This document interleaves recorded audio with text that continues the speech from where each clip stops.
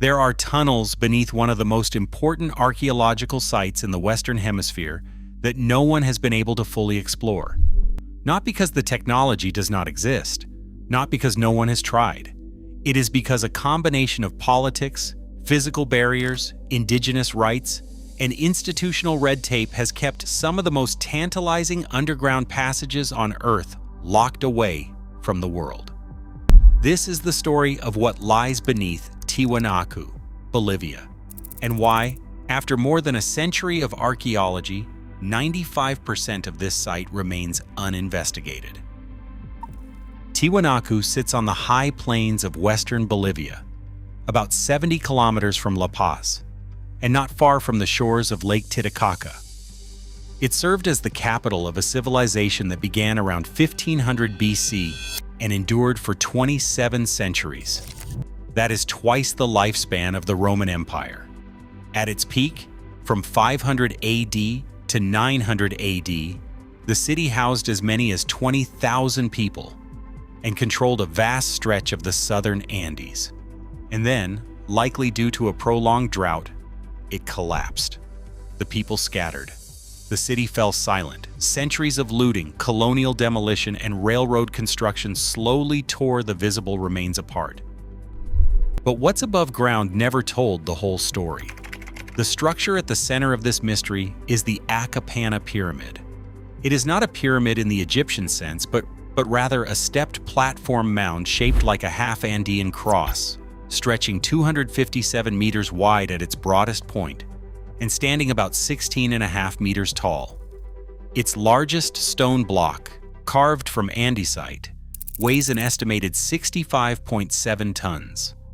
Running through its interior is a maze of passages, tunnels, and pipelines, intersected by vertical wells and smaller collectors.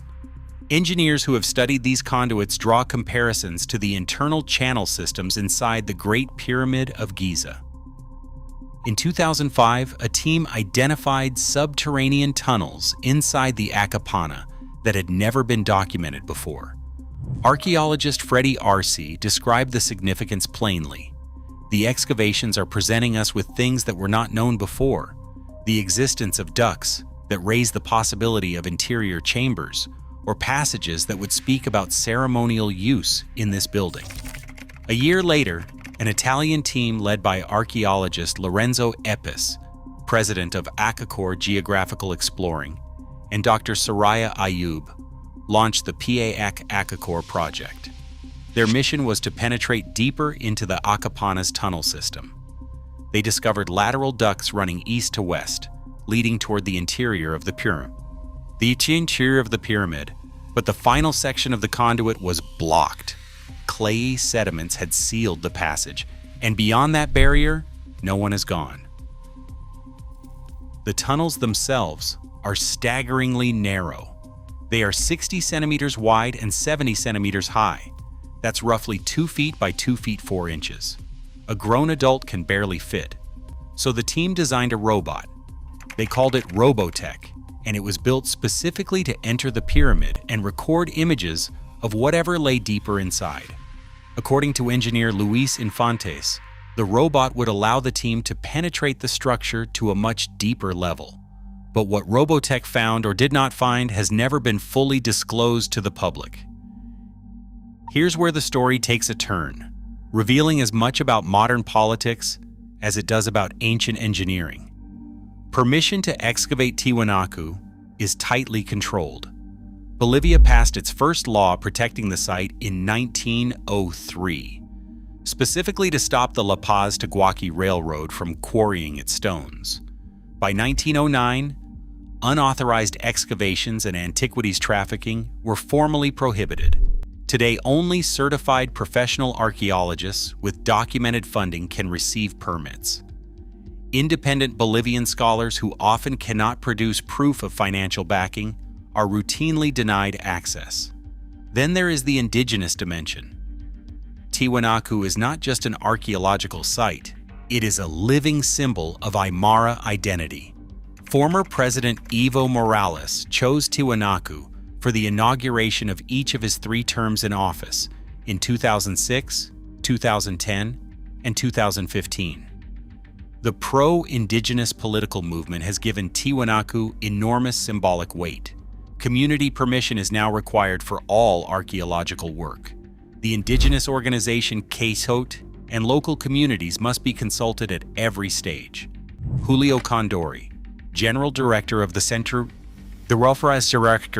for Archaeological Research at Tiwanaku, has emphasized that dynamic interaction with inhabitants is precisely the key to any progress. This is, in many ways, a positive development. For decades, foreign institutions ran excavations with little regard for local communities. The controversial Harvard Field School, which operated from 2004 to 2007, drew criticism for allowing untrained students to work on the site. In 2009, UNESCO stepped in to halt state-sponsored restoration work on the Acapana because workers were facing the mound with adobe without establishing whether that was historically appropriate. But the result is a kind of archaeological paralysis. The tunnels remain blocked, the permits remain scarce, the funding remains insufficient, and 95% of the Tiwanaku Valley sits on privately owned land, unexplored. What we do know, thanks to modern technology, is staggering. In 2016, drone imaging created a topographical map of the site that revealed over 411 hectares of previously unknown buried structures, including a stone temple covering 17 hectares and roughly 100 circular or rectangular structures. Puma Punku, the famous temple complex where only 2 hectares had been explored, turned out to have 2 additional buried platforms. The full religious complex covers 17 hectares, 3 times the footprint of the Great Pyramid of Giza. Archaeologist José Ignacio Gallego Revilla called it the discovery of a lifetime. Suddenly, he said, we had a map of the site and of everything that is still buried there. Tiwanaku has been one of the historical references of world archaeology for 500 years, and yet most of it remains underground, untouched. The theories about what these tunnels were used for range from practical to spectacular. Some researchers believe the passages allowed priests to move secretly between the top of the pyramid, the perimeter temples, and lodgings, perhaps as escape routes during conflicts. Others suggest they led to secret chambers where rituals were performed or sacred objects were stored. We know the Acapana had an elaborate water management system. Rainwater collected in a basin at the summit was channeled through internal conduits, cascading through each level before exiting into an underground river that returned the water to Lake Titicaca. The engineering required for this is extraordinary, and it raises the question of what else the builders were capable of constructing beneath the surface. The recent discovery of the Chincana tunnel system beneath Cusco, Peru, announced in January 2025, adds another layer. Archaeologists confirmed a labyrinth stretching over 1,750 meters from the Temple of the Sun to a fortress on the outskirts of the city. A Jesuit friar described these tunnels as far back as 1600, saying they allowed Inca kings and armies to travel from fortress to temple without being detected. Legends persist of tunnel networks connecting Bolivia and Peru, though these remain unverified. What is verified is this. Beneath one of the oldest and most significant archaeological sites in the Americas, there are passages that no one has been able to fully explore. The sediment that blocks them may be centuries old.